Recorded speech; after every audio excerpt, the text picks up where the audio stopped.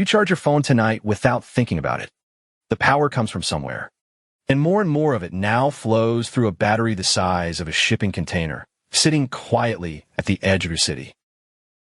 Europe wanted to build those batteries itself. It bet $12 billion on one company to do it. That company just became the biggest industrial bankruptcy in modern Swedish history. This was never really a chemistry story. It's a story about who gets to make the thing your grid now runs on. And by the end, you'll see why the factory that failed says more about the next decade of your power than any breakthrough cell ever will. Let's start with the promise. The company was called Northvolt. Founded by two former Tesla executives, it was supposed to be Europe's answer to China. A homegrown champion that would build gigafactories on the continent and break the dependence on Asian battery makers. The money agreed. Northvolt raised more than $12 billion.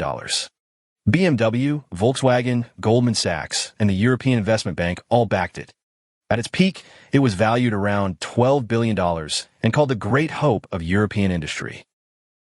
The flagship was a plant in Skellefteå, in the north of Sweden, next to cheap, clean hydropower. On paper, the perfect place to build the future. So why are we talking about it in the past tense?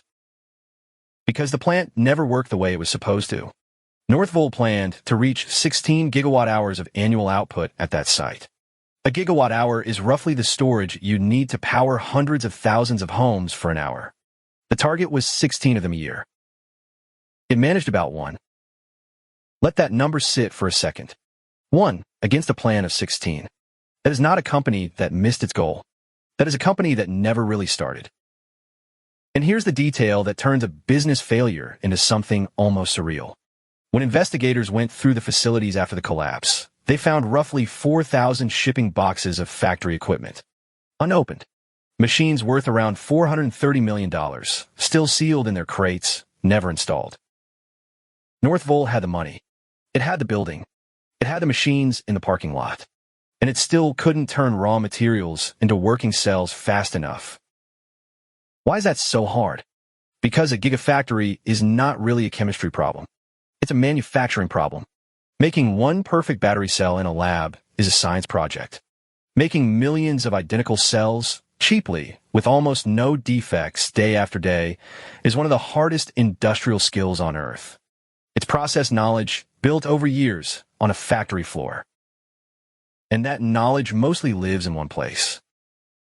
Watch where the customers went.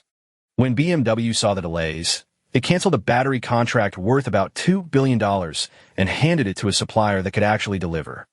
In November of 2024, Northvolt filed for bankruptcy protection in the United States. By March of 2025, it filed in Sweden too. The largest bankruptcy in modern Swedish industrial history. Around 4,000 workers were hit.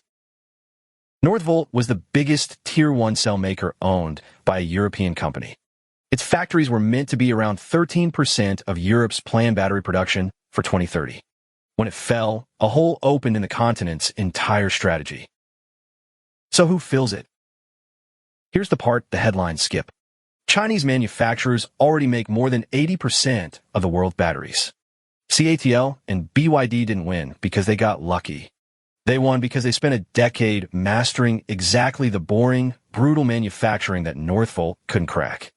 Cheap raw materials, no patent fees on the core chemistry, and factories that have run millions of cycles of trial and error.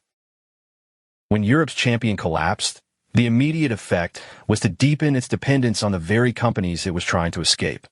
That's the uncomfortable truth underneath the whole thing. Now, here's the catch. And it's the honest part most takes leave out. Losing the factory is not the same as losing forever. Northvolt's assets didn't vanish. In 2025 and into 2026, an American company called Lighten bought the core Swedish sites in a deal valued near $5 billion. The plan is to restart Skellefteå, rehire hundreds of workers, and bring lithium-sulfur cells and grid storage online, with cell production restarting in the second half of 2026. But notice what that really is. A European gigafactory built with European money, restarted by an American owner to escape Chinese dominance. Europe still doesn't fully control the thing your grid runs on. As of the latest projections, The EU is on track to supply only about a fifth of its own battery demand by 2030, with cells costing up to 50% more than Asian ones. So what does the Northvolt story actually teach you? That the battery race was never about inventing a better cell. It was about who can make ordinary cells reliably at enormous scale for less. That's a manufacturing crown, and right now it sits firmly in China. The chemistry is open. The know-how is not. And that reframes everything you'll hear about batteries for the next decade. When a politician promises energy independence, ask the boring question. Not, do we have the technology? The technology is public.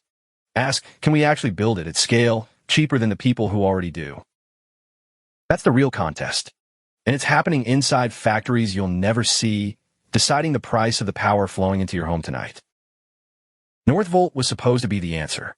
Instead, it became the clearest question Europe has ever had to face.